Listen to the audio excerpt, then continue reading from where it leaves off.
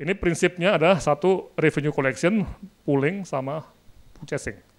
Jadi kalau kita melihat apa yang disebut sebagai sistem pembiayaan, itu ada proses-proses yang bisa kita sebut sebagai proses yang terkait dengan bagaimana dana atau semacam uang atau sumber daya finansial tadi itu dikelola. Ya. Dan ini banyak berasal dari referensi Bank Dunia ya, yang Anda bisa lihat pada buku yang Head Financing Revisited ya, itu ada di referensi, Anda tinggal klik saja. Itu satu buku tebal 250 halaman kira-kira ya. Dan di dalamnya ada teori yang sangat mendalam mengenai hal ini. Ya. Oke. Nah, jadi kita kembali ke kerangka kerja financing tadi, itu yang diterjemahkan lebih detail, itu suatu proses yang sangat dinamis itu menggunakan apa yang disebut sebagai tombol pengendali kebijakan. Ya. Jadi kalau tombol kebijakan ini dikendalikan salah atau keliru, itu juga mungkin salah semua. Ya. Hasilnya juga nggak efektif. Atau dikendalikan tanpa koordinasi dengan tombol-tombol lainnya, seperti bagaimana teknik pembayaran untuk SDM atau rumah sakit, itu juga akan membuat sistem tidak berjalan. Ya. Kuliah terbuka ketiga nanti mengenai pembayaran dan seterusnya. Itu tadi kita akan membahas mengenai keadaan di sini. Ya. Sekali lagi semua kuliah itu ada di website dan Anda bisa klik-klik walaupun tidak datang dan ada videonya. Dan mungkin nggak cuma saya, mungkin nanti Pak Andri juga ikut join dalam kuliah mengenai pembayaran SDM. Ya. Oke, nah fungsi dan tujuannya ini. Maaf ya Pak, timernya. Ya, sorry, timernya kalau nggak pakai timer nanti lupa nih. Ya. Jadi fungsinya itu kita sebut ada yang revenue collection, pooling, purchasing, dan payment. Nah, purchasing dan payment nanti itu akan ditambah kuliah khusus oleh Bu Lita, kapan monggo Bu Lita ya, 2 minggu lagi atau minggu depan. Gitu.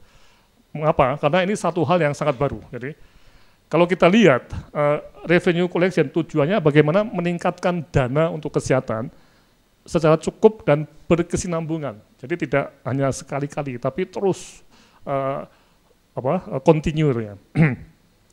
Dan dana ini cukup untuk membiayai pelayanan paket esensial dasar dan perlindungan keuangan dari penyakit dan kecelakaan yang membangkrutkan berdasarkan asas pemerataan. Jadi revenue collection harus juga mempunyai asas equity atau pemerataan. Ya. Kemudian pooling itu mengelola dana-dana tersebut dalam pool risiko kesehatan yang efisien dan merata. Sementara purchasing dan payment itu menjamin pembelian atau perolehan dan pembayaran pelayanan kesehatan yang efisien secara teknis dan alokatif. Ya, jadi ini yang nanti Bu Lita akan banyak membahas secara teknis, itu cukup rumit ya, tapi proses dalam pembiayaan itu ada fungsi-fungsi yang punya tujuan seperti ini. Ya. Nah, revenue collection ini adalah bisa melalui mekanisme di pemerintah atau dari masyarakat. Pemerintah dipajak langsung atau tidak langsung, dan ini sangat penting juga. Pajak income, PPH, pajak pendapatan misalnya, pajak pendapatan ya, itu di Indonesia tidak mengenal progresivitas yang tinggi ya, jadi kita maksimal 30%, tapi di Swedia itu bisa lebih dari 50%. Artinya apa? Bahwa orang kaya itu di Indonesia itu tidak begitu tinggi pajaknya. Dan ini sangat penting, apakah orang kaya tadi berhak untuk mendapatkan yang paling banyak dari BPJS, itu di sini sumbernya ya. Ya. Kemudian juga pendapatan pemerintah yang berasal dari bukan pajak, kontribusi asuransi wajib dan potongan gaji, pembayaran premi ke pemerintah, dan juga ini grant dan pinjaman luar negeri. Dulu Indonesia punya banyak dana dari luar negeri, tapi sekarang sudah tidak lagi. Ya. Kemudian dari kantong pasien untuk masyarakat dan dari yayasan kemanusiaan. Nah, kalau pooling itu bagaimana pengumpulan dana dibagikan yang mempunyai risiko kesehatan di antara pengumpul dana atau anggota kelompok. Jadi apakah dalam pool itu ada kelompok yang risikonya tinggi untuk sakit, ada yang rendah atau tidak, nanti kita lihat ya. Dana yang dikumpulkan itu nanti akan dibayarkan ke provider kesehatan. Ya. Dan tempat pool itu bisa di pemerintah, di APBN, APBD, atau juga di lembaga-lembaga asuransi kesehatan. Nanti kita lihat ya, pooling. Ya. Purchasing itu ke arah bagaimana pembayaran ke fasilitas kesehatan dan penyedia layanan kesehatan. Ya. Bagaimana misalnya BPJS itu membeli produknya tadi ke FKTP pakai kapitasi, kalau ke rujukan itu menggunakan model klaim INA CBG. Ya. Nah, jadi ini harus ada alokasi sumber daya, paket manfaat, dan bagaimana mekanisme pembayaran provider. Sekali lagi ini juga rumit ya, tapi nanti akan dikuliahkan lebih detail oleh Bu Lita. Ya. Nah, sekarang bagaimana aplikasi di Indonesia? Ini pertanyaan tadi yang menarik ya. Dengan adanya kebijakan jaminan kesehatan nasional yang dimulai 1 Januari 2015. Jadi pemerintah sudah memutar tombol kebijakan, ya, pembiayaan. Dan pembiayaan semakin banyak dilakukan dengan menggunakan sistem jaminan kesehatan, bukan out of pocket. Nah, ini aplikasinya. Saya berusaha menggambarkan tadi secara simpel ya, jadi ini penyimpelan, penyederhanaan ya. Jadi kalau kita lihat yang kuning ini, ya, itu adalah sumber-sumber pembiayaan. Ya. Dari pemerintah pusat, daerah ada dana masyarakat langsung, askes swasta, alians dan sebagainya. Kemudian premi dari non PPI Mandiri, premi non PPI PNS yang ex PT Askes, ya. Kemudian PBI yang masuk ini berasal dari ini pajak dan pendapatan negara bukan pajak. Ya. Jadi ini yang kuning itu adalah kita sebut sebagai pengumpulan dana kesehatan. Ya. Okay. Pooling. Nah, dana tadi itu dipool di mana? Nah, tempat ngepoolnya, pulau ya, tempat mengkotakkan atau memparkirkan sebentar atau itu bisa di APBN itu masuk ke Kemenkes, jadi APBN Kemenkes. Sebagian dari ini masuk ke BPJS, jadi BPJS sebagai pool besar juga, di mana BPJS juga menerima dari non-PPI dan non-PPI Mandiri tadi, yang ini yang ex-PT Askes. Nah, kemudian dari masalah langsung ke sana, dan juga ada pendapatan asli daerah yang masuk ke Pemda APBD, dan juga di APBD juga dapat sebagian dana dari APBN. Jadi tahu ya, ini pool, jadi poolingnya. Oke. Dari sini kemudian nanti dibikin purchasing ke pelayanan primer dan pelayanan rujukan. Termasuk dari Kemenkes itu apakah ada APBN untuk menyusun atau membangun rumah sakit baru. Itu adalah juga bagian dari purchasing walaupun sifatnya pasif. Ya, kalau yang di sini BPJS membayar ke FKTP dan referral system itu sifatnya bisa aktif ya, pakai syarat macam-macam ya. Itu adalah purchasing dan payment.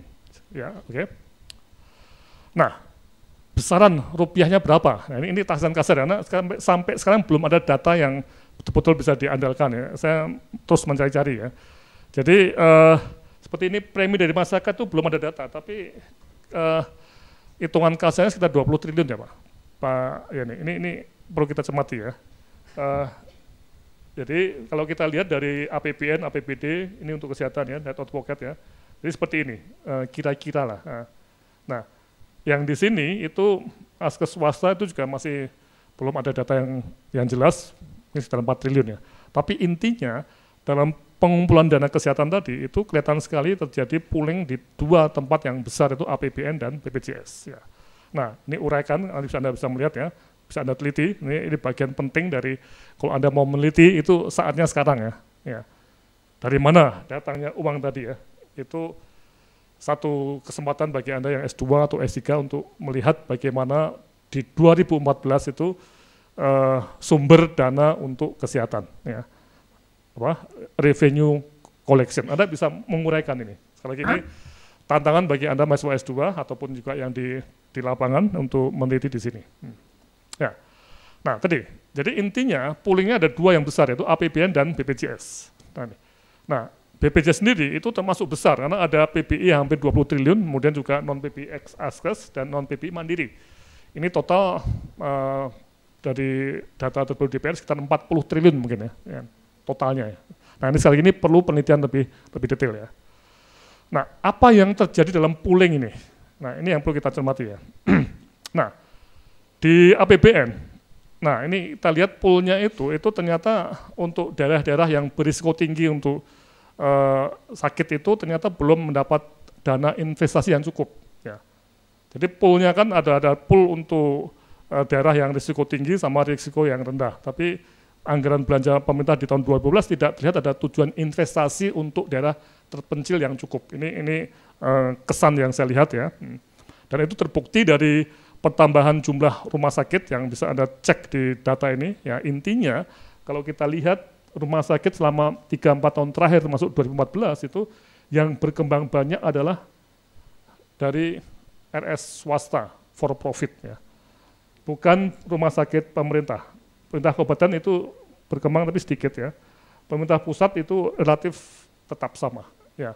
Jadi investasi untuk penyebaran rumah sakit yang harusnya di-pool di Kemenkes itu belum begitu banyak terlihat di 2014 ya. Ya.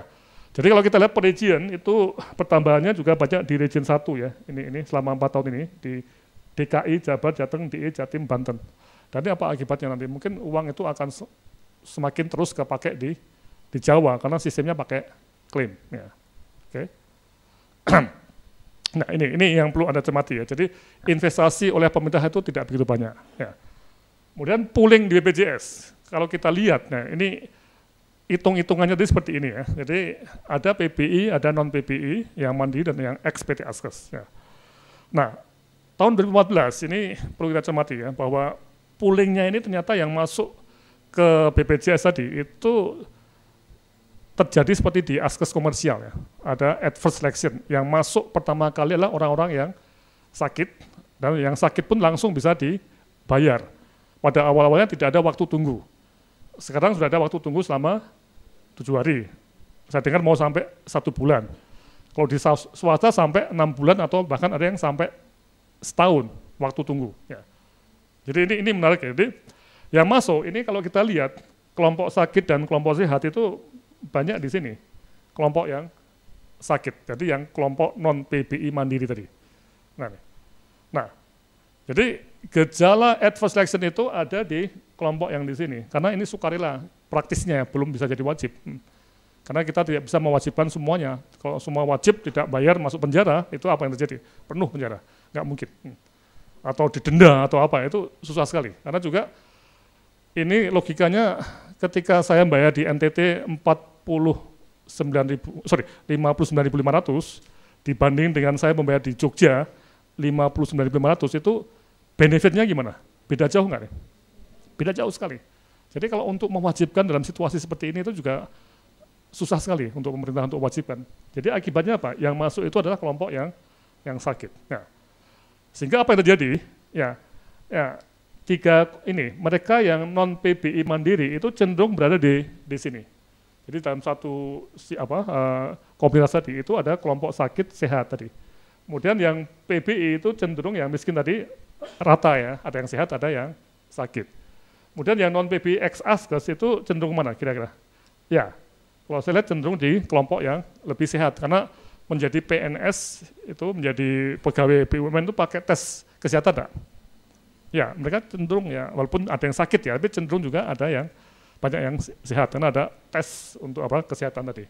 Nah, inilah yang menarik ya. Jadi pooling di BPJS tadi itu ternyata seperti ini modelnya ya. Nah, kemudian masuk dalam proses uang yang sudah di-pool tadi dibayarkan ke siapa? Nah, ini pembayaran ke primer dan rujukan tadi. Nah, ini kapitasi dan dana klaim INA CBG. Ini yang jadi satu hal yang menarik ya. Nah, ini kapitasi itu dan rujukan tadi itu juga sangat terkait dengan ketersediaan dokter. Ya. Dan juga aturan. Klaim itu bisa sampai atas ya, tidak ada batasnya ya. Jadi di rumah sakit itu tidak ada batas berapa klaim yang maksimal bisa diambil ya. Nah, sehingga sekarang ini menurut data dari DPR ya online itu BPJS rugi sekitar overshot untuk klaim sekitar 2 triliun ya. Jadi ini menarik ya. Jadi karena memang tidak ada batas tadi. Jadi ini suatu model pembayaran yang tidak seperti APBN ya. APBN ada cap-nya loh, pokoknya segini. Tapi kalau pakai INA CBG, pakai klaim itu tidak ada batas atasnya sampai sekarang. Jadi overshot 2 triliun itu ya bisa terjadi. Tahun depan tambah lagi ya bisa juga ini karena tidak ada batas atas ya. Nah, kemudian gejala dalam klaim tadi itu penduduk yang punya daerah yang punya jumlah penduduk tinggi, banyak SDM lengkap, vaskes yang baik dan mampu melakukan klaim tadi, karena bikin klaim nggak gampang loh nih. Harus punya teknik-tekniknya, kalau nggak ditolak terus nih. Ya, itu akan menyerap dana BPJS besar. Dan Jawa Tengah di ini adalah daerah yang sangat tinggi penyerapannya. Tapi daerah seperti NTT dan sebagainya itu mungkin rendah. Ya.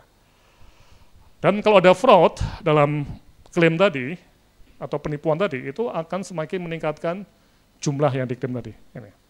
Okay. Nah, inilah menjadi satu model ya, yang kita lihat antara revenue collection, pooling, dan purchasing.